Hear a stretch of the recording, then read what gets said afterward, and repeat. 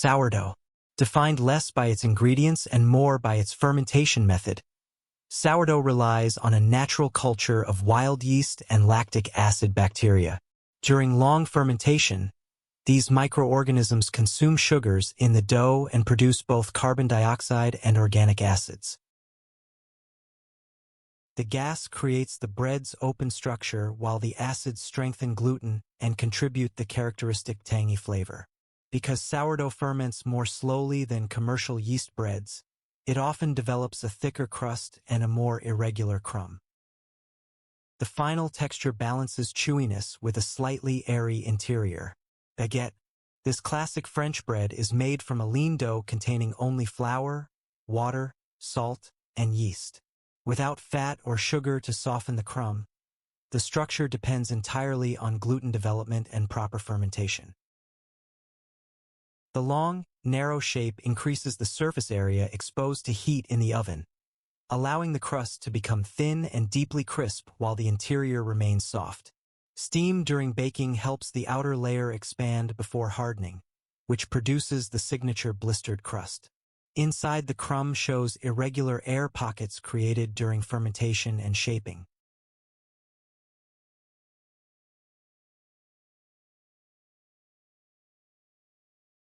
Ciabatta. Known for its wide, flat shape and open crumb, ciabatta is built from a very high hydration dough. The large amount of water weakens the dough's ability to hold a tight structure, which allows large air pockets to develop during fermentation. Instead of being shaped firmly, the dough is handled gently so those gas pockets remain intact when baked. The interior forms an airy, irregular crumb, while the exterior develops a thin crust. This combination of crisp outside and soft, hole-filled interior makes it ideal for sandwiches or dipping in olive oil. Focaccia. A flat Italian bread enriched with olive oil. Focaccia sits somewhere between bread and pastry in texture. The dough contains enough gluten to trap fermentation gases, but the generous oil content softens the crumb and prevents it from becoming overly chewy. Before baking, the dough is pressed into a pan and dimpled across the surface. Those dimples hold olive oil and toppings while also preventing the dough from overexpanding in the oven. The result is a bread with a crisp, lightly fried surface and a soft interior. Brioche. Unlike lean breads, brioche is an enriched dough made with large amounts of butter and eggs. These ingredients coat gluten strands and slow down their development, producing a softer, more delicate structure. The fat also traps moisture within the crumb, giving brioche its characteristic tender texture.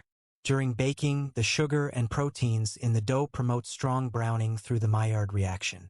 The finished loaf has a light but rich crumb that sits somewhere between bread and cake.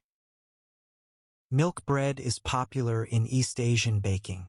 Milk bread relies on a technique called Tangzhong, where a portion of flour is cooked with water or milk before being added to the dough. Heating the starches causes them to gelatinize, allowing them to hold more moisture during baking. This extra hydration produces an extremely soft crumb that remains tender for longer than typical breads. The dough also usually contains milk, butter, and sugar, which further enrich the texture. The final loaf is known for its fluffy, almost cloud-like structure. Bagels. Unlike most breads, bagels are boiled briefly before baking. That boiling step gelatinizes the outer starch layer, forming a tight skin around the dough. When the bagel later goes into the oven, that skin prevents the interior from expanding too quickly. As a result, the crumb remains dense and chewy rather than airy. The baking stage then develops a glossy crust that can support toppings like sesame seeds or poppy seeds. Pretzels. Pretzel dough is typically shaped into knots and treated with an alkaline solution before baking. Traditionally, this solution is food-grade lye, though baking soda is sometimes used as a milder alternative. The alkaline surface dramatically accelerates browning in the oven, producing the deep brown color and distinctive flavor. At the same time, The interior remains soft and slightly chewy because of the gluten structure of the wheat flour. Large salt crystals are often added to balance the rich crust. English muffins are small, round breads cooked on a griddle rather than baked in an oven. The dough is relatively soft, and it is fermented long enough to develop internal gas pockets.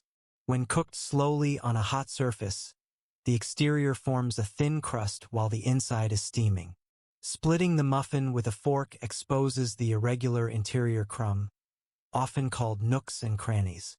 Those pockets help trap butter when the bread is toasted. White sandwich bread is made primarily from refined wheat flour with the bran and germ removed. This bread relies on a very uniform gluten structure. This structure forms when the dough is mixed and kneaded. Because the flour is highly processed, the resulting dough develops a smooth, elastic network that traps carbon dioxide efficiently during fermentation. That trapped gas expands in the oven, producing the soft, even crumb that defines sandwich bread. Many versions also include small amounts of sugar, fat, or milk to keep the texture tender and slow down staling. The result is a light, neutral bread designed mainly as a carrier for fillings. Whole wheat bread is made from flour that contains the entire wheat kernel, including the bran and germ. Those components introduce more fiber and natural oils into the dough, and that changes how gluten develops during mixing. The bran particles interrupt the gluten network slightly, producing a denser crumb and a more structured bite. Because whole wheat absorbs more water, the dough usually needs longer hydration and fermentation to soften the grain. The finished loaf tends to have a darker crumb and a nutty flavor. Multigrain bread combines wheat flour with other grains and seeds such as oats, barley, flax, or sunflower. Many of these additions do not form gluten, so the wheat flour remains the structural base that traps gas during fermentation. The grains absorb water and soften during proofing and baking, producing a slightly denser crumb than standard wheat bread. The finished loaf tends to have a heavier texture and a more layered grain flavor. Rye bread is made from rye flour rather than wheat. It behaves very differently during baking because rye contains far less gluten-forming protein. Instead of relying on strong gluten networks, rye dough is held together by starches and natural gums that gel during baking. That structure produces a denser crumb and a slightly moist interior. Rye also carries distinctive earthy flavors that develop especially well through slow fermentation. Many traditional rye breads include sourdough starters, which helps stabilize the dough and enhance flavor. Parker House rolls. These dinner rolls are made from a soft, enriched dough that includes butter, milk, and sometimes eggs. Before baking, the dough is rolled thin, brushed with butter, and folded in half, creating the signature layered shape.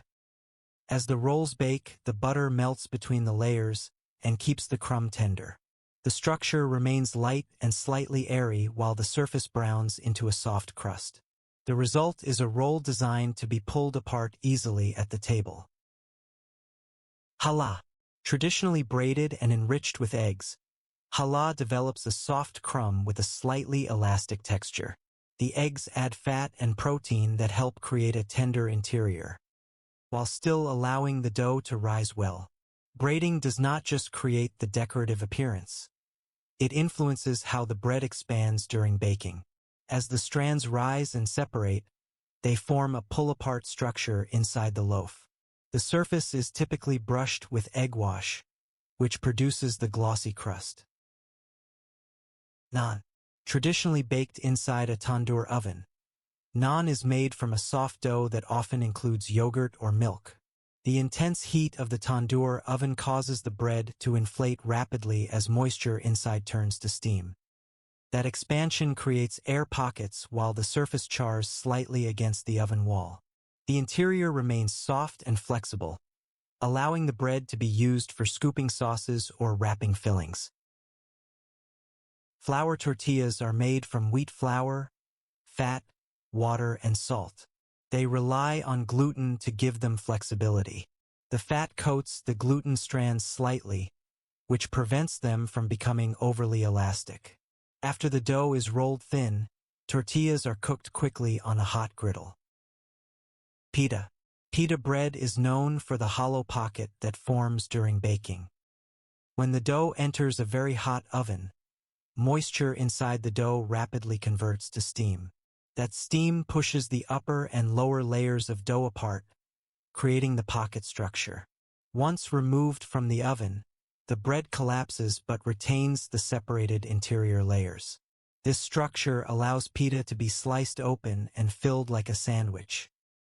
The heat causes small steam bubbles to form inside the dough, creating the characteristic blistered surface. Because the bread stays thin and flexible, it can easily wrap around fillings. Cornbread. Built from cornmeal rather than wheat flour, cornbread contains little to no gluten. Instead of yeast fermentation, most versions rely on baking powder or baking soda for leavening. The chemical reaction releases carbon dioxide during baking, producing a crumb that is more crumbly than elastic. The cornmeal itself contributes a slightly coarse texture and a naturally sweet, earthy flavor. Many traditional versions are baked in cast iron, which creates a crisp outer crust.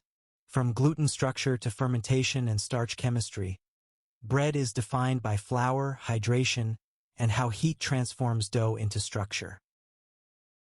Let us know in the comments what we should explain next. Thanks for watching.